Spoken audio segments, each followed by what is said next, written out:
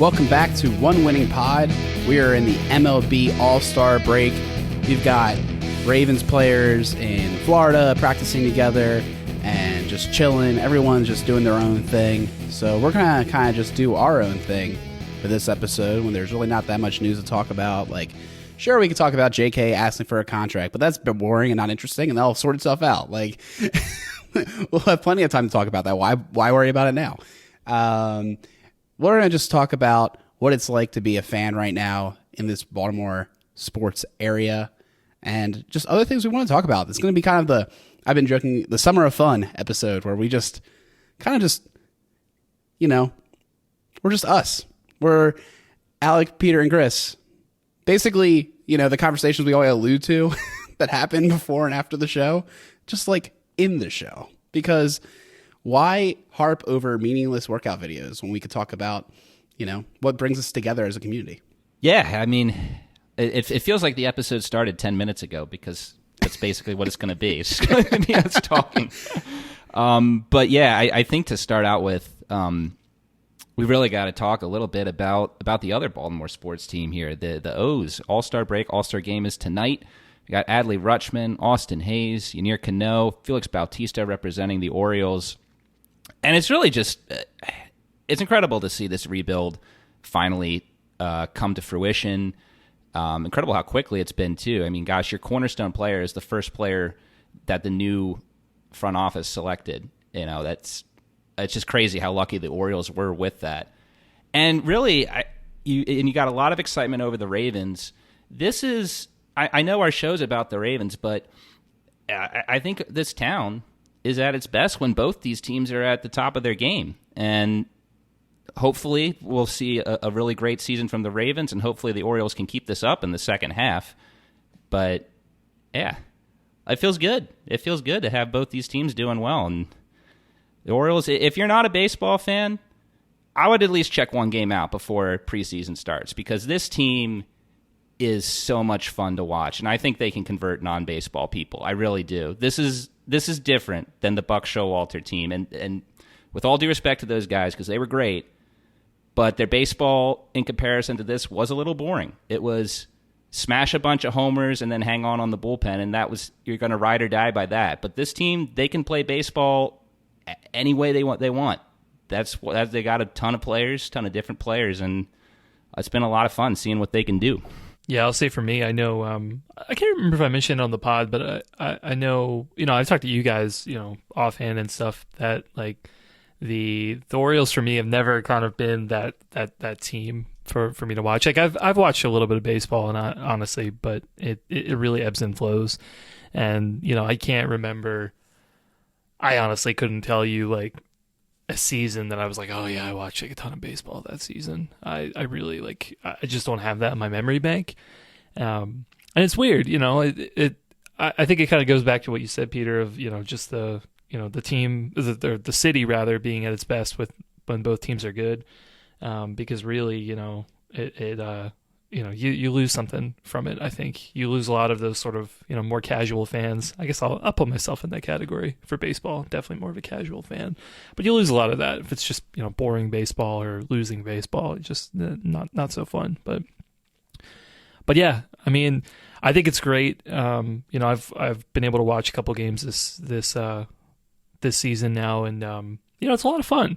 I think it was one of kind of the, reasons of doing this episode really was to, like Alex said at the top, was not really to talk much about football because there's not really that much going on right now. But we thought we'd, have a little bit of a conversation about the other stuff that kind of brings us joy and that we like to talk about, we like to do for fun, even if it's not just, football. There are plenty of other guys out there who, do football year-round, football content year-round, and they're great. We've had a lot of them on the show. We've been on other shows of guys who, I'd put in that category of live and die football all the time. And, with respect to those guys, of course, I wouldn't necessarily put myself in that category. I think I'm like a category below it. Certainly during the season, I'm all about it. I'm going to consume as much content, watch as much film as I can, and try and maximize my attention as much as I can toward that sort of stuff. But when the off season hits, man, I gotta say, I'm sure you guys would agree, but it's a lot harder, I think, for us to kind of get involved with that. There's so many other things to kind of divide our attention, and now the O's being one of them. But I'm certain there's a lot more stuff that we divides our attention. Yeah, Chris, I think that's super well said. I think I always love everything in the right dose, and like my wife would tell you, I love football. I'd talk about it all the time if I could. But at the same time, like when there's nothing to talk about, I'm very comfortable just being like, you know what? Let's just not.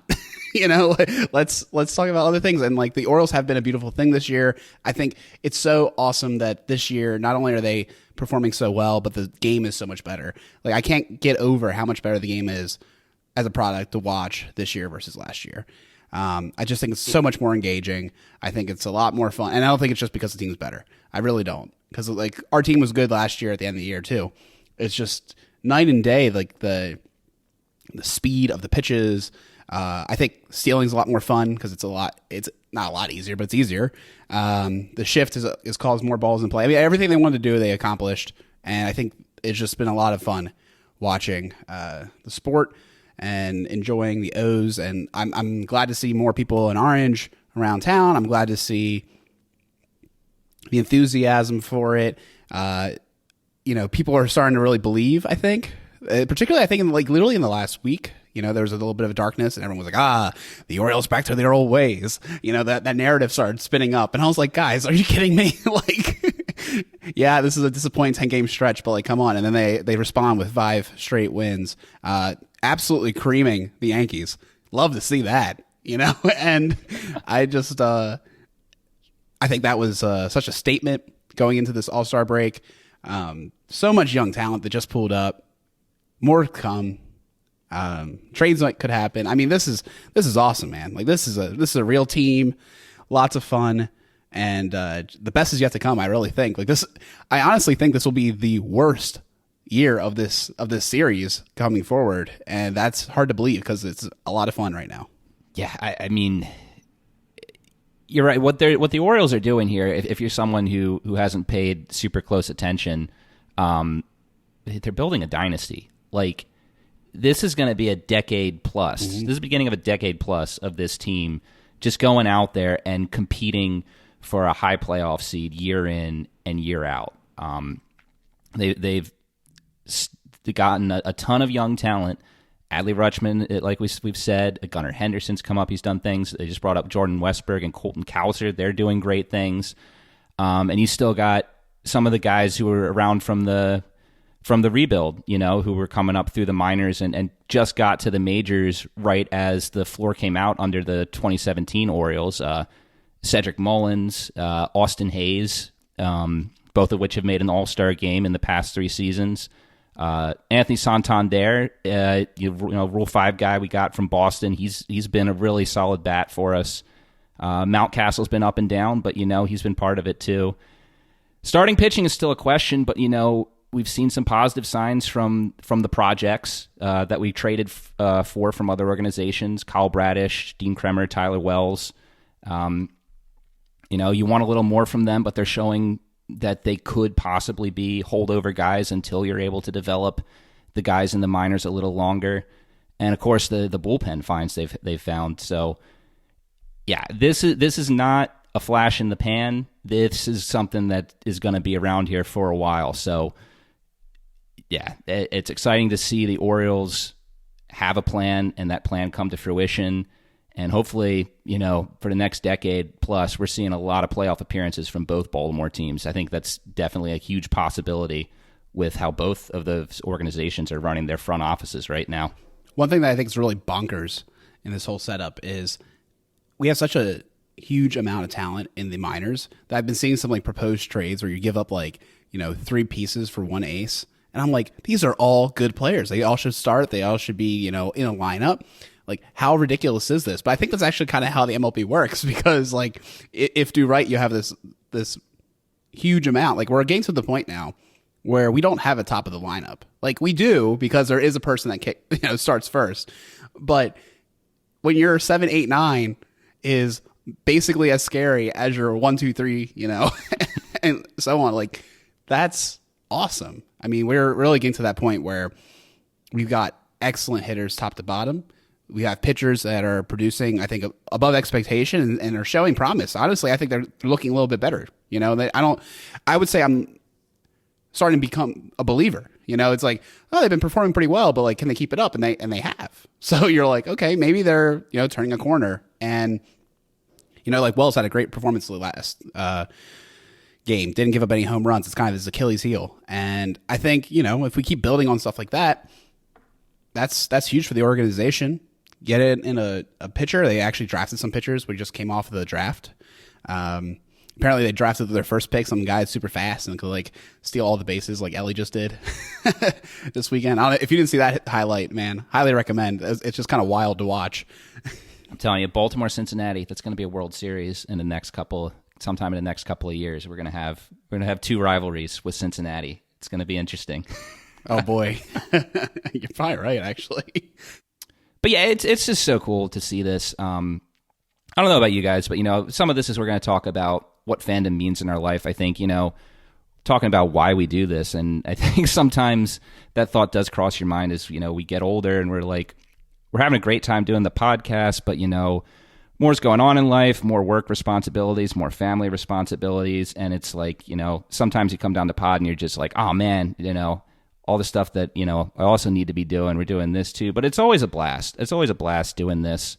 And I think it's just, you know, there's something about fandom that I think is just so important in life, whether the team's doing good or not. It's just such a great escape from reality to like just take your mind off all the shit that goes on in the world. I mean, you know, just go to news site of choice. Hopefully it's one that's reputable.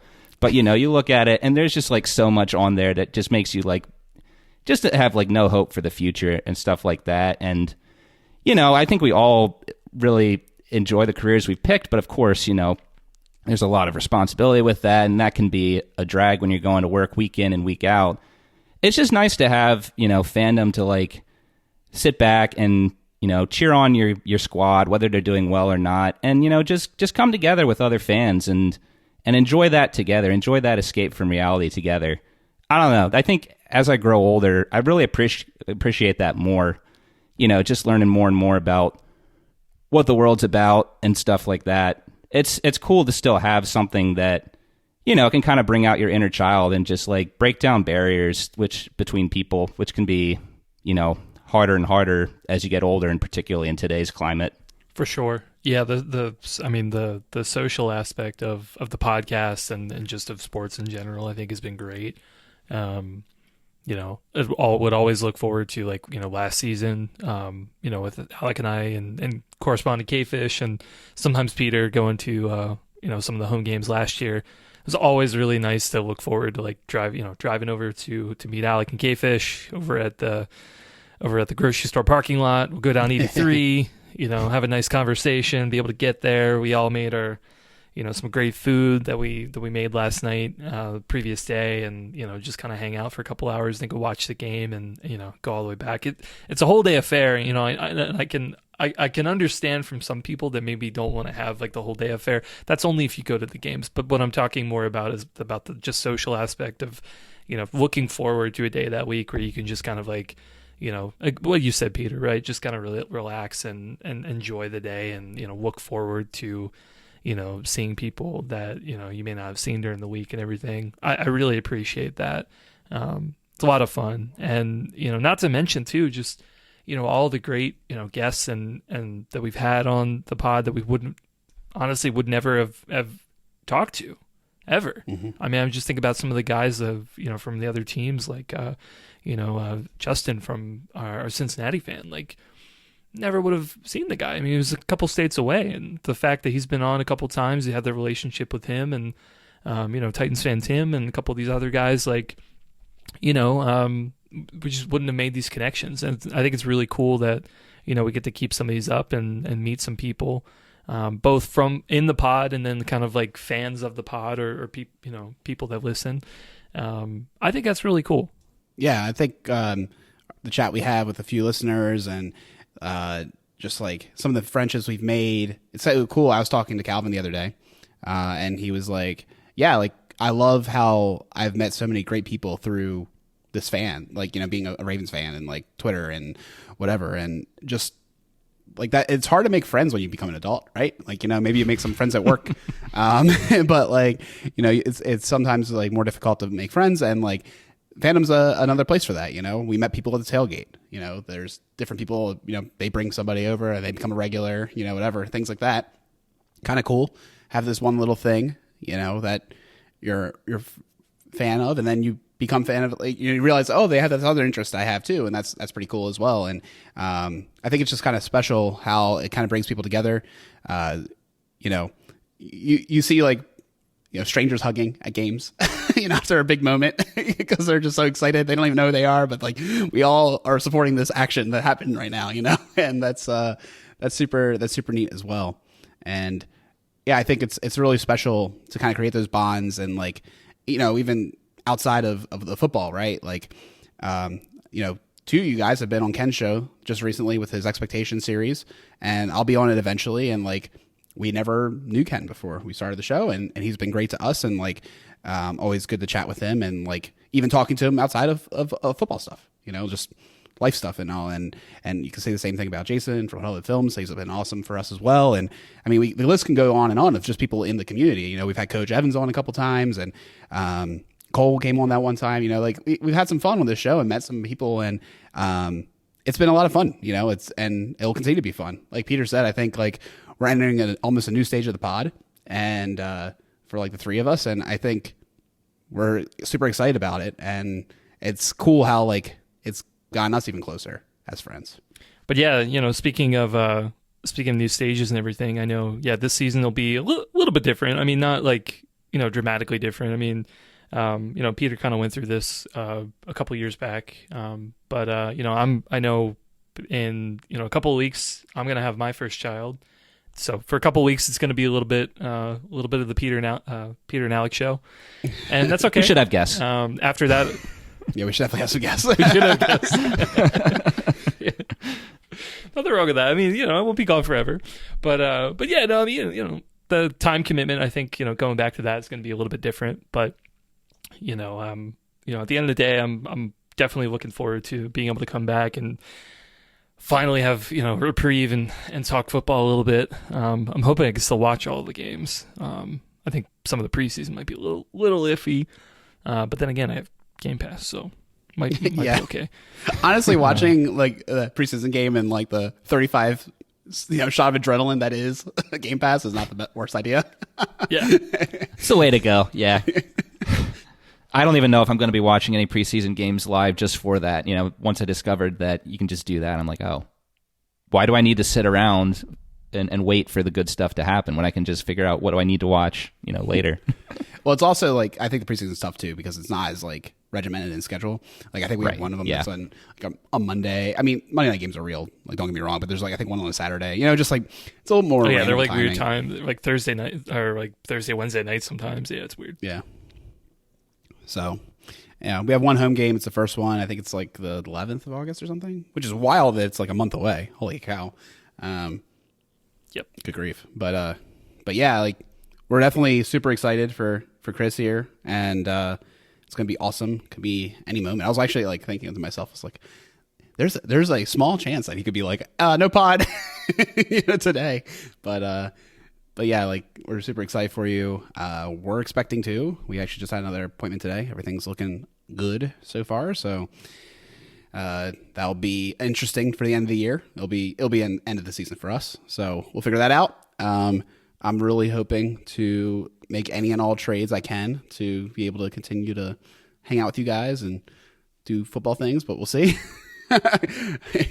It'll be a mystery to us all. Need to have a tally on like a whiteboard or something of like the number of diaper changes that are required to exchange a pod. And I'm sure that it's going to be like stock market. It's going to go up and down sometimes. Mostly up. But yeah, the commodities market of our relationship. Oh, man. Yeah, that is... What did diaper changing and getting up for the kid that crying go for today? In minutes at football game? Oh, man. I remember when Alice was pregnant for our first, I floated the idea of us having basically a basketball scoreboard in the room, and just like, you know how after jump ball possession changes, just that would be for the diaper. And then we could have the tally on there of who changed when. She didn't go for it, but well, it's I liked funny. it. I thought it was a good idea.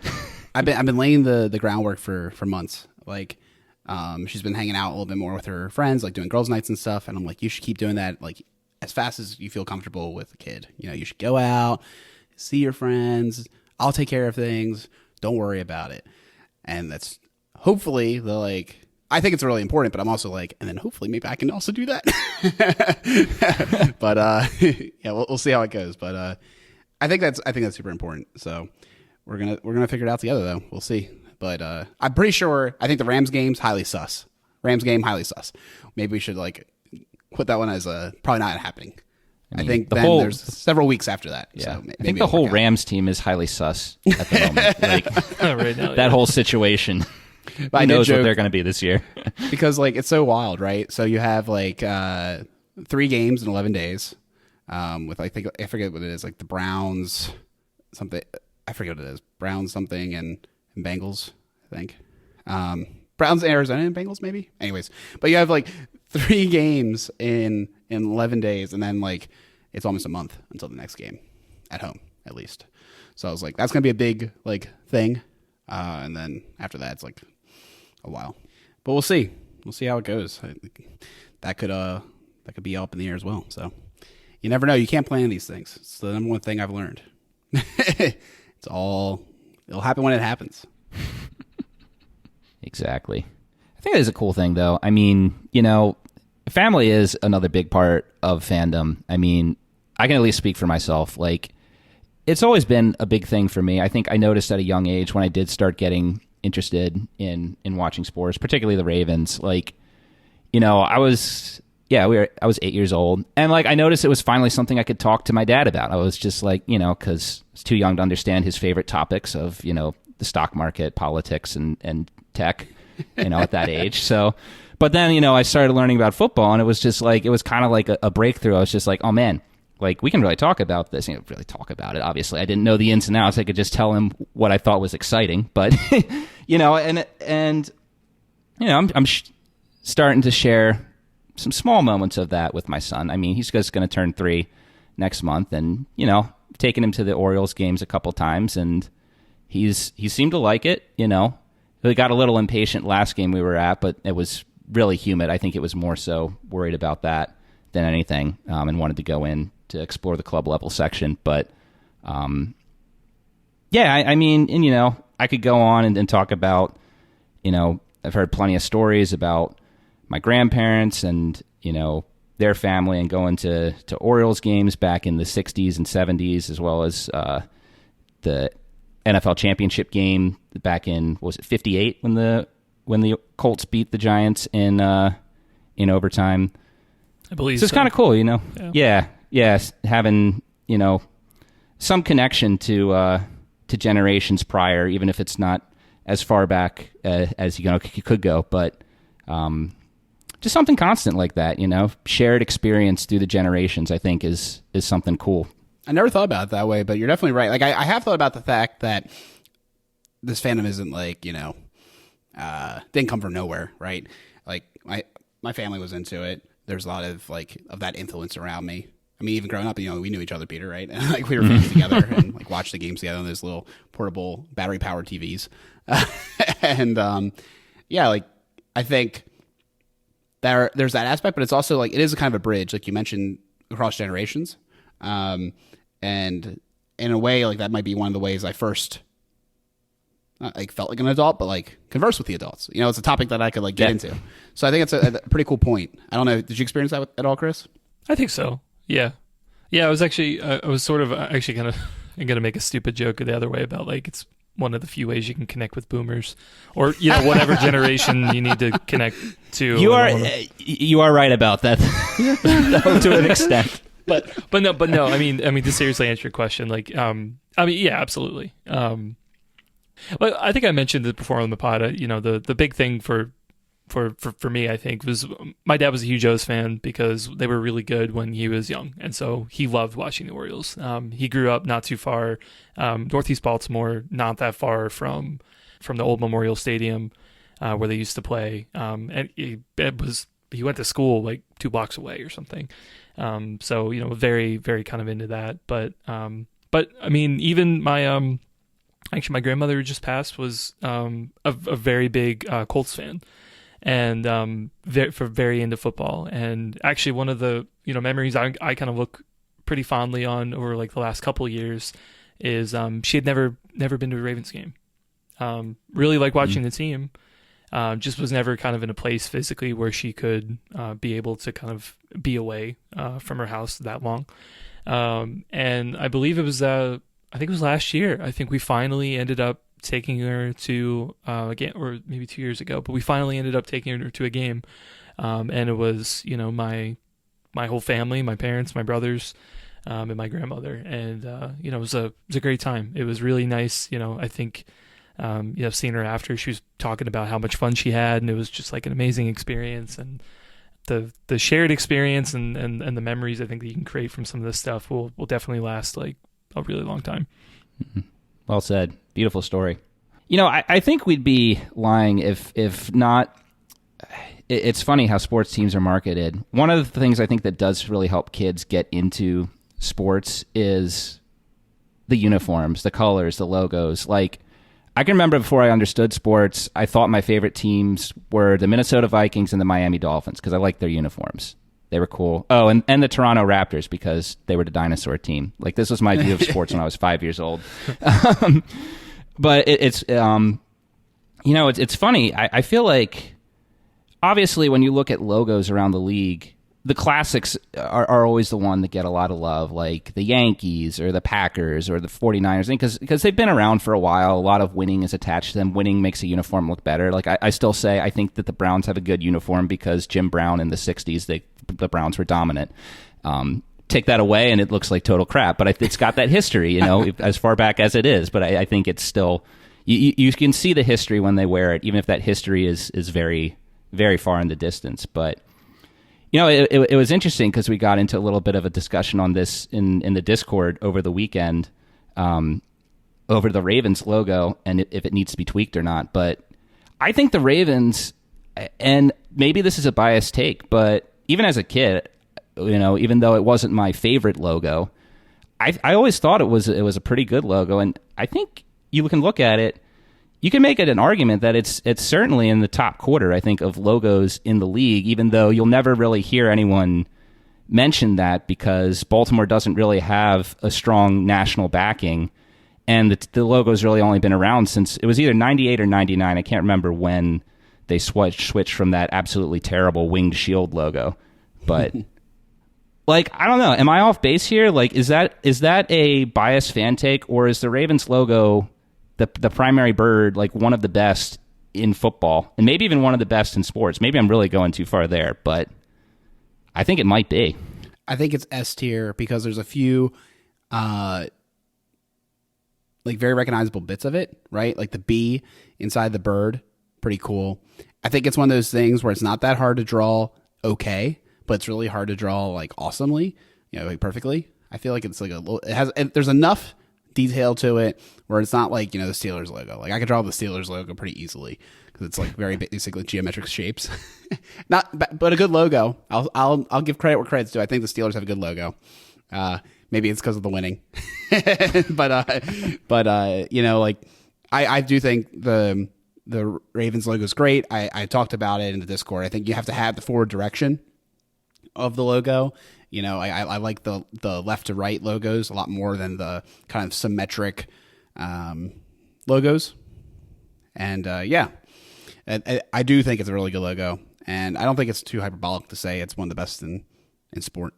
It's pretty recognizable too, in that, like, I think most people, even if they didn't watch sports, you'd be able to look at it and be like, it's a pretty, like, would be pretty close to like a Raven or something like that. Like, I think the colors match it pretty well. It's not like, for example, like, I don't know, what I'm thinking of, like maybe like the Falcons of, that one's a little bit harder, I think, maybe to kind of recognize what it is. Like, it's kind of generic bird sort of logo. I think the Eagles are better. I think that one's a little bit more, but yeah, sometimes like maybe a little too specific and not as like universal. But yeah, I mean, it's certainly a good one. I'd say, I think the thing for us too, I think the color scheme is pretty cool. You know what? It's really like, I feel like it's really Baltimore in a way, and in that like, and what I mean by that is kind of like unique. And when I think about like the sports team colors of like the Baltimore teams, right? You have like purple and orange. I feel like that's just almost quintessential Baltimore, just like this like eclectic sort of like color schemes, but they work really well. I think, Peter, you're trying to getting at like more of like the kind of like marketability of like to fans and stuff like that. I have to say, man, like they've really got to improve the like jersey color selection just in general. Of like it's relatively easy to find purple in those things, but like, man, if you want any other color combinations for like anything, like it's almost impossible to get. It's not just jerseys too, but it's just like any merchandise. If I wanted to get like, I don't know, like an infant, like, white t-shirt or, black t-shirt with like the logo on it, like it's impossible to find. You just can't get any of that stuff. It's like, man, they could really need to lean in all these colors and be able to like get all these different combinations. So many people will want to buy this stuff. Like sometimes people aren't into purple, and I get that. I mean, I may not agree with it, but I get it. It's hard to, like I said earlier, it's it's an interesting color. Sometimes hard to match. So let's get some more different colors and things that we can customize stuff with. I'm so on board with this statement. I feel like I think when they changed from Reebok to Nike, this all went to crap because I remember back in the day, you wanted to buy a Ravens jersey, you go to the store. There's a place in White Marsh Mall that had them, and they had them like all on the wall, and they had all the colors of every player. Like if the player had a jersey, they had all the colors of it.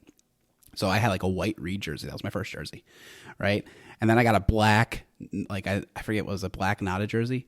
I like never got purple for a long, long time. And now, like all you can really buy easily is purple. And then every once in a while, they'll offer a black one. Every once in a while, they'll offer a white one. White's even rarer now. I feel like white, you might as well, It's so hard to get. It's like Lamar and Tucker, I think.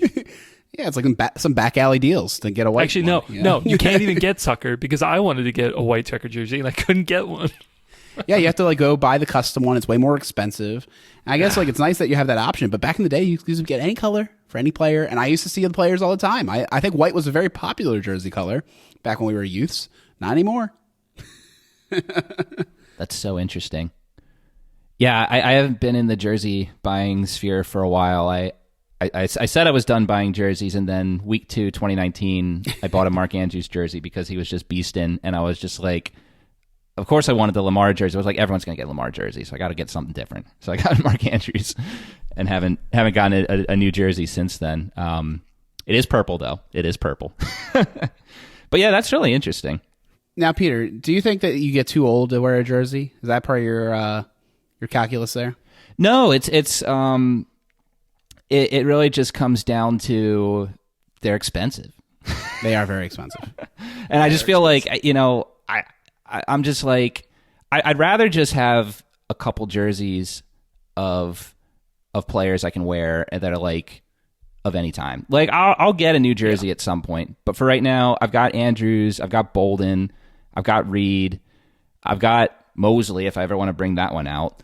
That one was such a shame. I have him too, and I'm just like, this is a great pickup, and then didn't resign.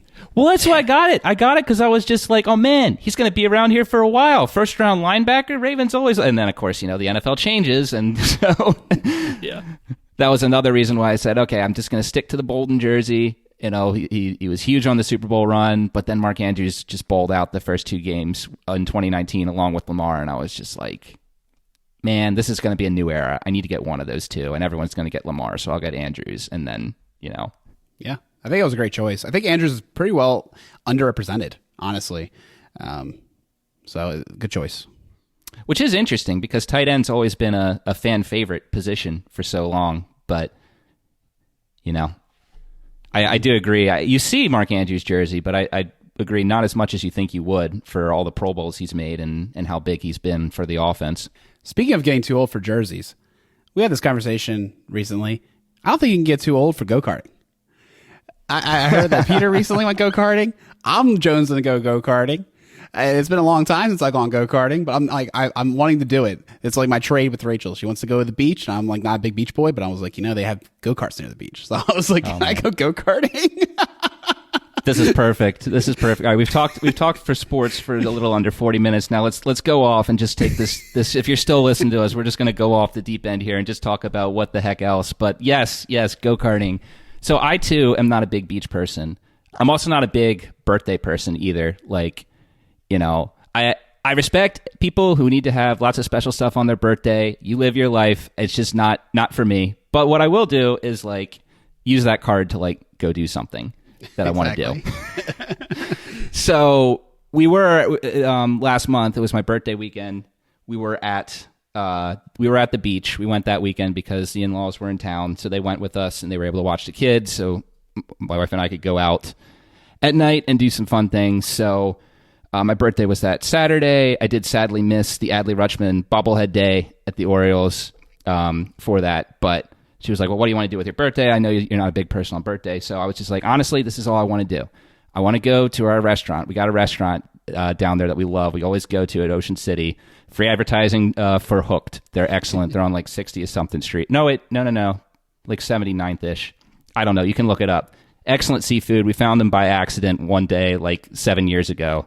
They've been back every year. It's a great restaurant. Never disappoint. I was like, I want dinner at Hooked. And I want to ride a go-kart. That's all I want for my birthday. So, I felt kind of silly about it because I was just like, man, I haven't ridden a go-kart since, we were in high school. They went to that place down at that White Marsh back in the day, which I remember your dad being an absolute boss at. I don't know what it was. Your dad was like super, he was always speeding around on those tracks. So it's just like, all right, you know what?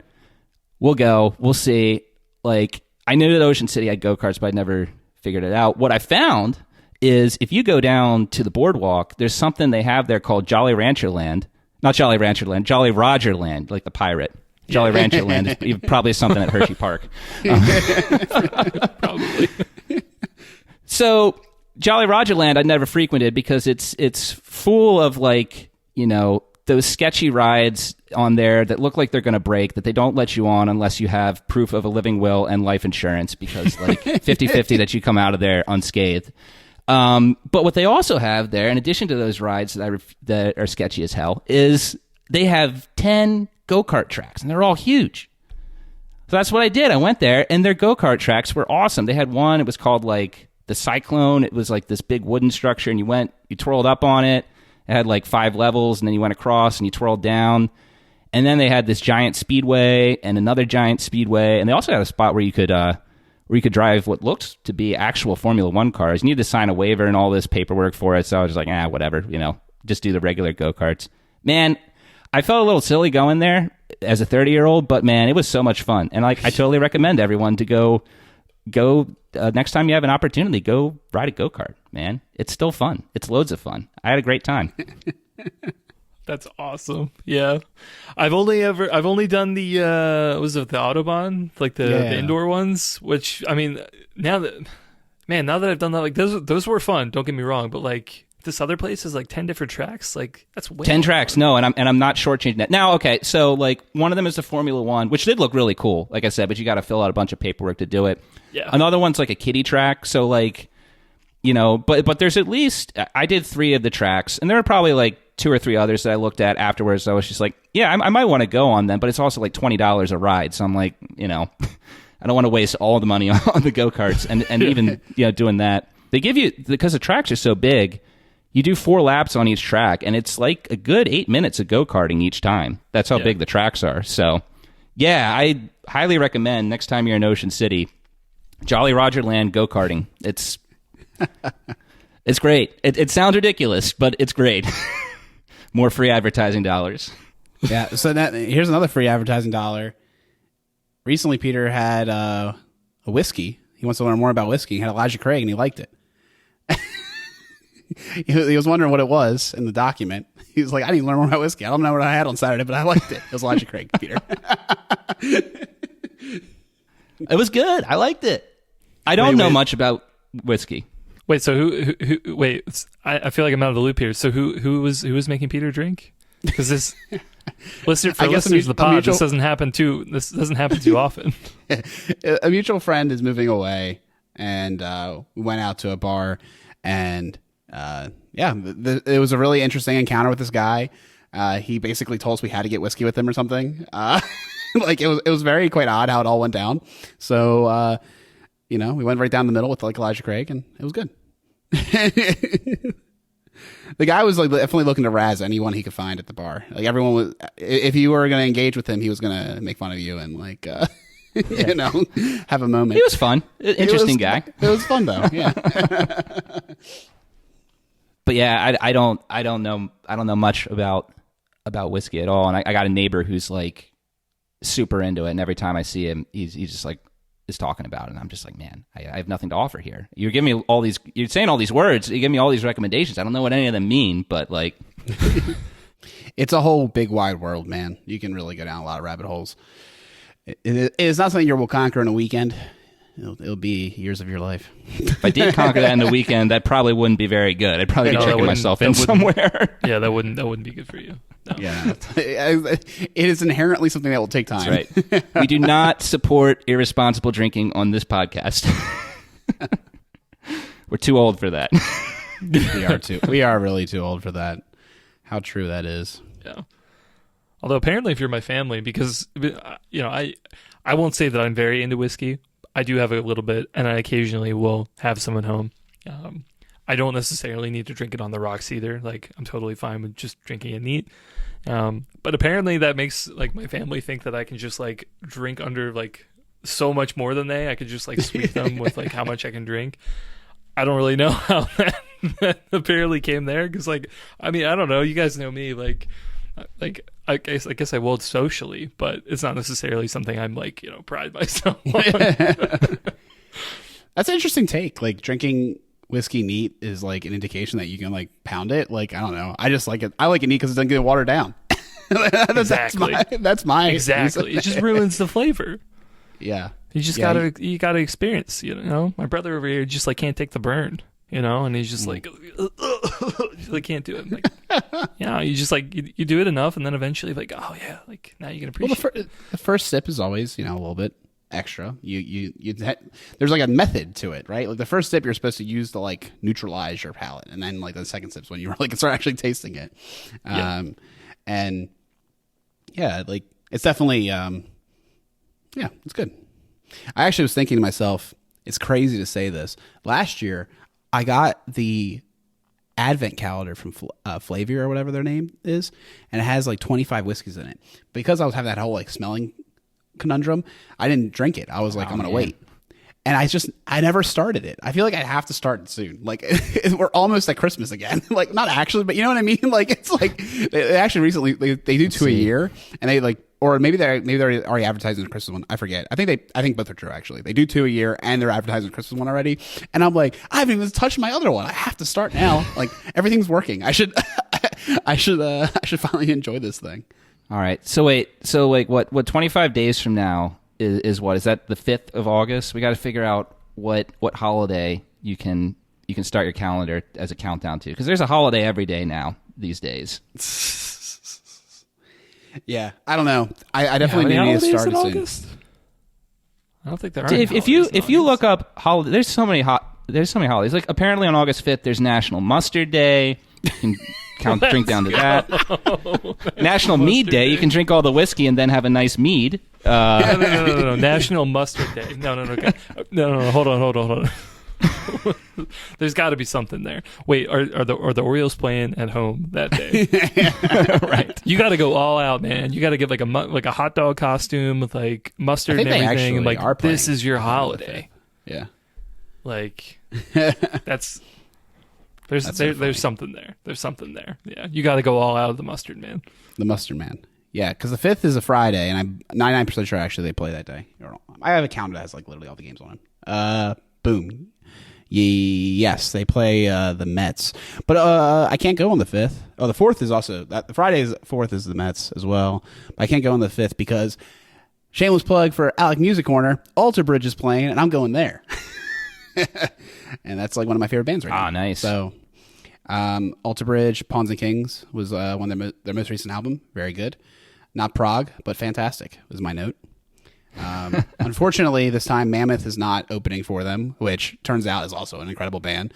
Eddie Van Halen's son, Wolfgang, is the creator of all of it. He on the album plays every single track, which is wild, and then like tours with other musicians to help him play the rest. I forgot that was his band. Yeah, it's super good. The songs are like actually really, really incredible. It was one of those. It was the classic like an opener, and then you start hearing them, and you're like an opener.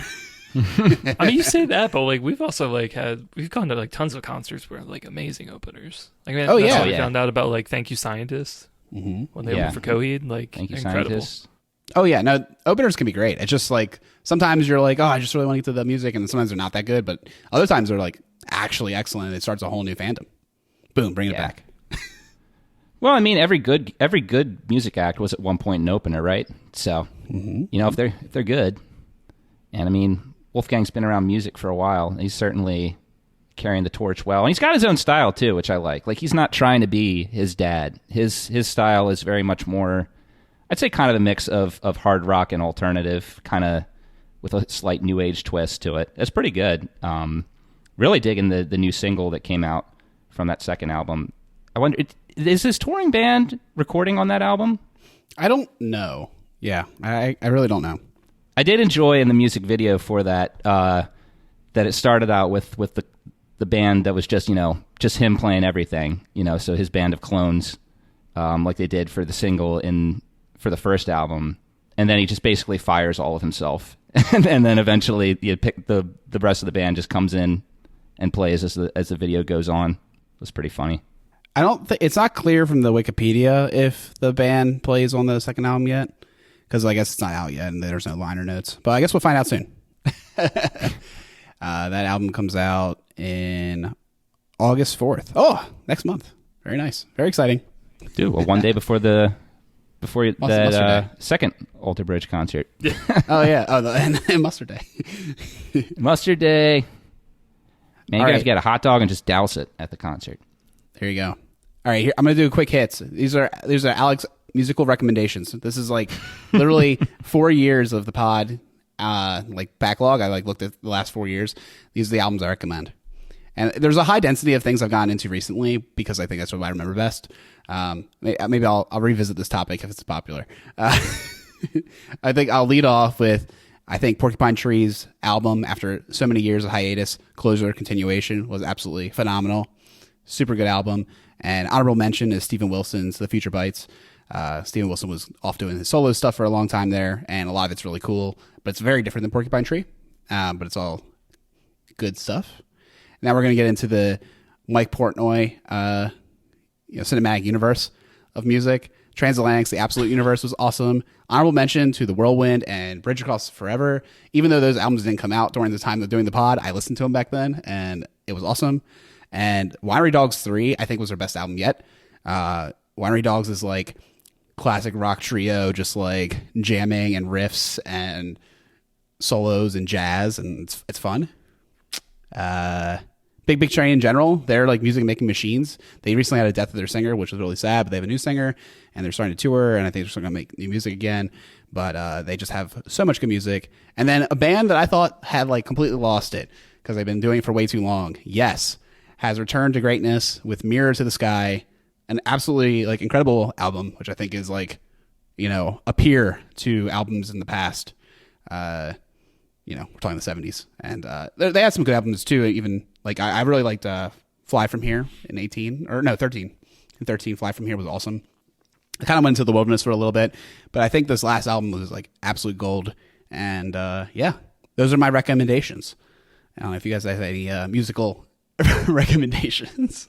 I was gonna say, I mean, I can't remember if we brought up on this pod before the origins of this. I mean, I'm sure we probably have, but I guess for any new listeners or anybody who hasn't heard this already, but Alec and I, when we were in college together. Ended up doing a show called The Prog Rock Block. That was our podcast, original OG podcast that we did for a couple of years. You know, and it's actually how at least I got reintroduced to Peter. Was from bringing him on. So yeah, before the Ravens. Actually, I shouldn't even say before the Ravens, because I mean we've been having shared music interest in the Ravens for about the same time, I would have to imagine. But you know, before we did this podcast, we did that podcast. So yeah, many years we were talking about whatever awesome stuff we were listening to. So. But yeah, I really want to. Actually, I want to check out the Winery Dogs one. I haven't had a chance to listen to a lot of their stuff recently, but I do remember. It wasn't Winery Dogs. Who did we go see? We saw. I guess Flying Colors was probably the last concert I saw with you guys with Portnoy, and that was pretty incredible. I really liked that show. Yeah, Flying Colors. I didn't make the list because I don't think they've released an album. Maybe they did. No, I don't think so. But No. They did. Yeah, third album that was 2019. Yeah, that was Okay. fall 2019. So that was released right around just before we went to the show. Yeah, Flying Colors is incredible. I mean, and then there's Dream Theater's come out with stuff since then. They're awesome. I mean, there's lots of good music, man. Just gotta find it. You know? Yeah. There really is a lot of good, like really good prog in the past few years has come out. You know, our music tastes intertwine so much. It's like everything you've listed is great on here, and I agree. Really big shout out though, I think to the Alter Bridge album, man. Pawns and Kings. I will say, like, post Alter Bridge 3, I kind of like. There's not too much that really grips me on there, so like. I wasn't really expecting much when they said they were recording another album, but man, I remember it was this month. It might that they released that single, literally the title of the album, Pawns and Kings, man, and that thing just floored me when I heard that. I was like, this is the most inspired I've heard them in quite a while. I listened to that song on repeat for like the rest of the day, and then they released Silver Tongue, and then the rest of the album was absolutely rocker, man. That was the biggest surprise for me of everything you've listed here, because I just. For me personally, I you know, you might feel differently, but for me, they kind of went down a direction musically that I felt less interesting than their first three albums, but their last album, man, that one really hit. And then the only other one I'd add that you don't have here on, just as we started the pod, 2019 was when Thank You Scientists, another band that I thought was kind of out of the woodworks. You know, we saw them open for Coheed back in 2014, and they were such a surprise, and their first album was so great, but then. The second album, man, it has Mr. Invisible on it. That might be their best track ever, but then the rest of it was really nowhere near as good as their first, in my opinion. But with Terraformer, they came back, and that was really strong. They released a short EP in 2021 during the pandemic, which was good. It was just short. It was like only 4 tracks, and one of those tracks is only 2 minutes long. So especially for, you know, a prog group that really sticks out.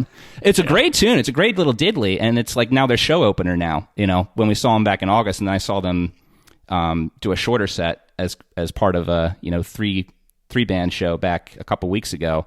They opened it with that too, and they went straight into a new track, which was pretty killer. Hopefully, they release a new album soon. But yeah, really interesting, and really kicking myself that we didn't see him in 2019. I know we were talking about it.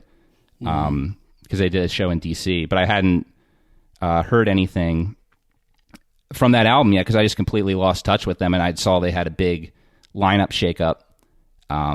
It just a lot of things seemed like they were going in the wrong direction, but they rebounded strong, and they're making a very interesting style of music. You really can't like pin down what their style of their music is. Like they do jazz stuff in there, they do rock stuff in there, they do kind of punk stuff, alternative stuff. It's like.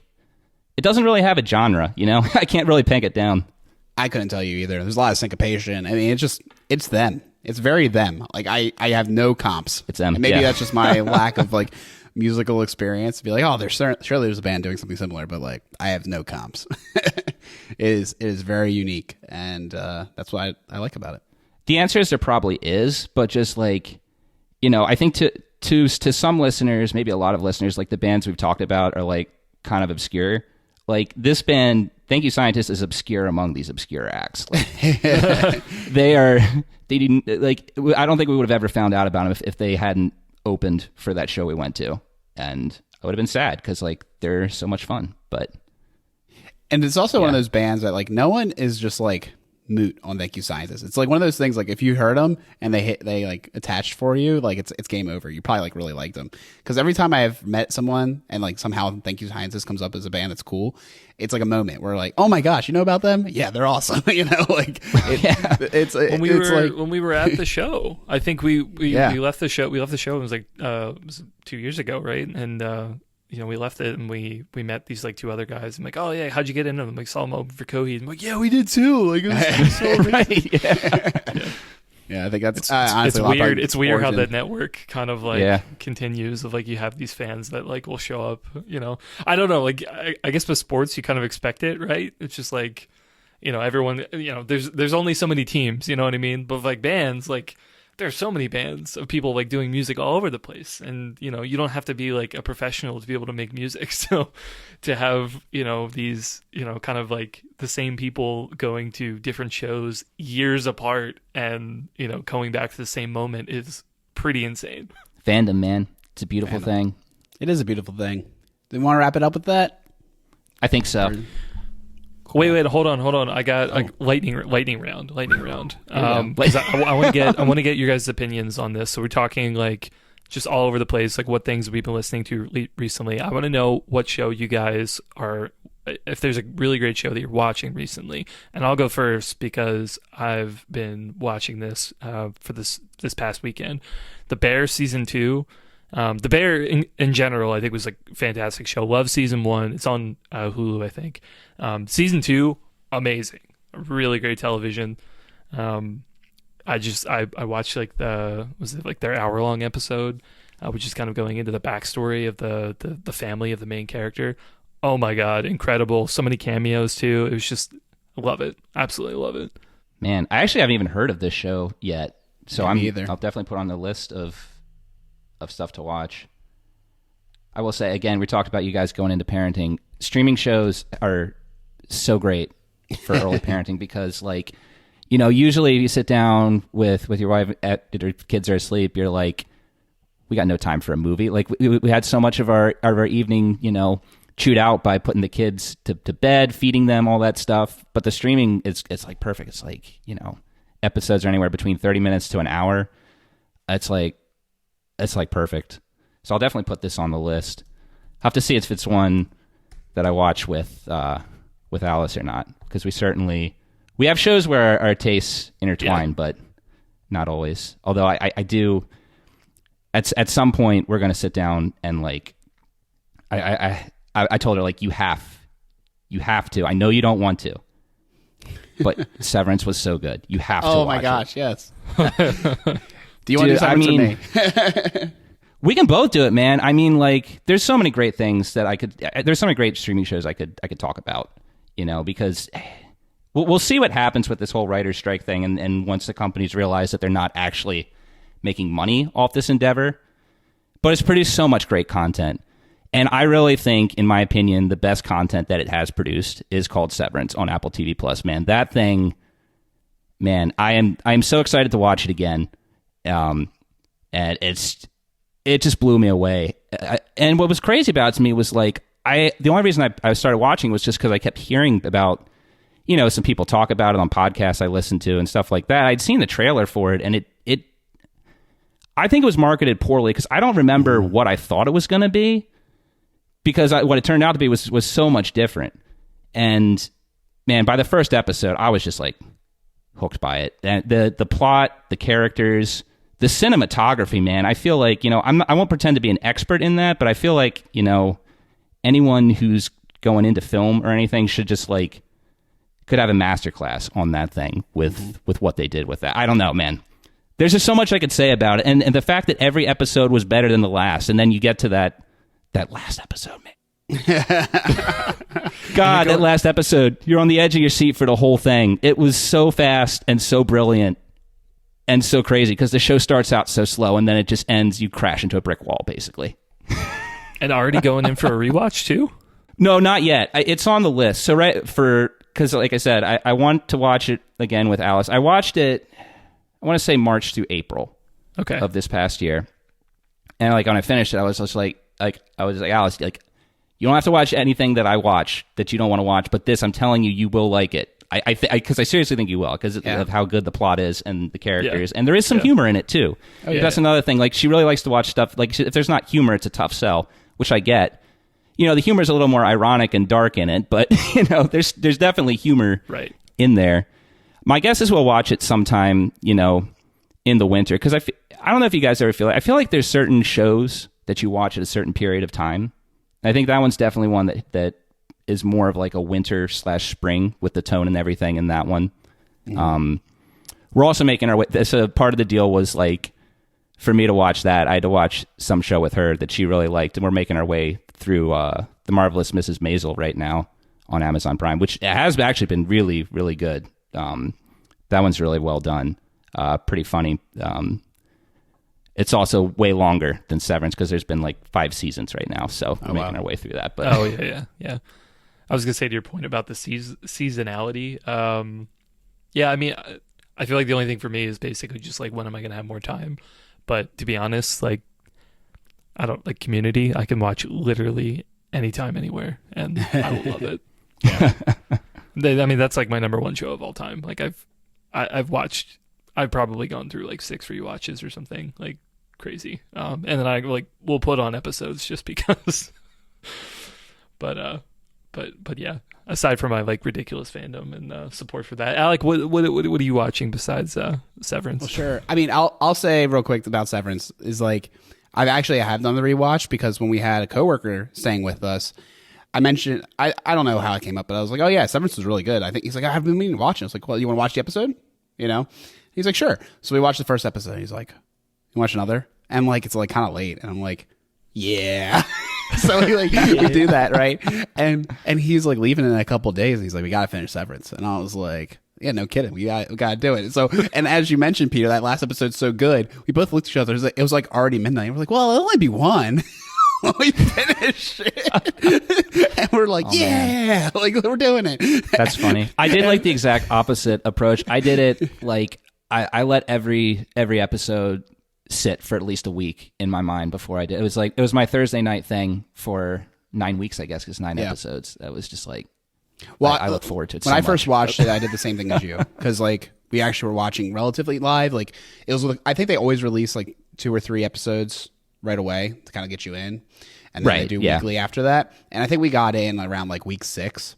So like by the time, or maybe like week 5. So like by the time we like caught up, we like had a couple days or something. Maybe we did just end up watching it like kind of weekly anyways, and like kind of made like, oh, the Thursday night we'll watch it. I forget exactly how it went down. I know I thought we watched the finale in real time, but maybe not. Actually, maybe not. So anyways, yeah, it was awesome. And yeah, and then I would definitely pull out the stop for Ted Lasso. I mean, I think the last season was excellent, and like everyone talks about how good Ted Lasso is. It kind of like ties together with the sports. It's like, it was so much fun. It is everything that you want to see. And I have positive news, Peter. We did finally start shrinking like literally last night, and I think it's going to stick. I think it's going to stick. I'm so excited. You'll have a great time with it. It's a little bit months of me like filibustering for it. And like also watching other things, but I think it's finally happening. That one also really, I mean, Apple TV Plus, man, they got so much good stuff on there. But yeah, I mean, of what I've watched, I think the top 3 favorites right now, number 1 was Severance, very close second was Ted Lasso, and then I think third would be Shrinking. I mean, gosh, Jason Segel and Harrison Ford and the entire cast are just a hoot in there. And I think, as you can see from the first episode, like it's a hot mess. Everyone in the show is just crazy, and it's just great. Well, yeah, I hope you guys enjoyed our drifting conversation that is us when we're just chilling and chatting with each other. Kind of learn a little bit more about the things we're interested in, and you know, we always talk about football, but sometimes the show's not about football. You know, it's about life and a shared experience, and that's a beautiful thing. So you can find us on Twitter at @OneWinningPod. You can find us on Threads at @OneWinningPod. If you're doing the Threads thing. And you can email us onewinningpod@gmail.com. We'll be back when we get back, but we'll be back for sure for the preseason. We'll be ramping up, but maybe we'll do actually there's been some chitter chatter of doing some collaboration shows. So keep tuned. We'll get back to the football very, very soon. Go Ravens. I did have a seltzer. I had peach seltzer, but then I drank it all. Or I do have a double duck pin in the garage fridge. Well, I had a beer while cutting the lawn, so that's why I'm not having a beer for the pod. I already have. Oh, okay. I'll grab a seltzer. I'll be right back. All right. Wegmans Peach. Wegmans Peach. I think Wegmans has a great store brand seltzer. They really do. It's great. I only ever buy it. Yeah, for a while they weren't. The peach and orange pineapple were only in the bottles. You couldn't get the cans. I mean, this is probably a couple of years ago, and it was like the worst because I think, in my opinion, like peach and orange pineapple, like by far the best. By far the best. Yeah. Are you recording, Chris? Locally, no, but all of that is on the pod if we want to add it to the episode. Now I'm recording. It's on the Zoom recording. Never forget. Okay. I don't know. We'll see. We're sponsored by Wegmans Seltzer. Not currently drinking it, but it's good. I have a feeling there's going to be a lot of free advertising dollars in this episode. Pretty much so. Talking about whatever.